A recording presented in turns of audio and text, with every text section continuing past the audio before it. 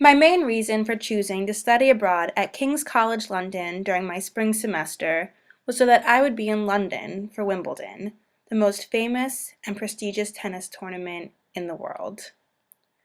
Wimbledon is a unique tournament in that it reserves 1,500 tickets for the general public for each day of play. However, in order to get these tickets, you need to queue. And that's what I did.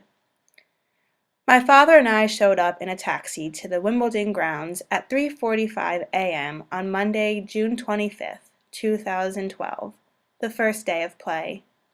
It was still dark outside. A group of Wimbledon stewards directed my father and me to a woman who gave us our cue cards, 1087 and 1088. Unlike all the other people in the queue, my father and I didn't come prepared with tents. We did not realize that the queue would be full of over 1,000 people fast asleep at 4 in the morning. The British have turned queuing into something of an art and a sport. They have figured out how to make what could be the dullest process in the world something exciting. I attribute this to two things. One is the orderliness of the queue. The stewards organized the process perfectly, which meant that nobody needed to push or shove to get noticed. The second thing that made the queue an enjoyable event was the fact that everyone shared a common interest. There was a sense of camaraderie that was due to the anticipation everyone had over being able to watch world-class tennis.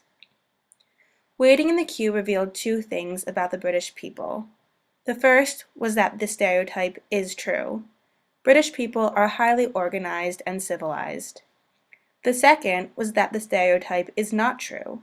British people are not cold, apathetic people. Apathetic people would not get in the queue at 8 a.m. the day before the event. That is something for the enthusiastic and the passionate.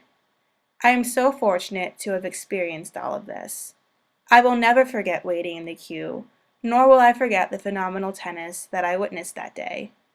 Wimbledon was the perfect way to end my study abroad experience.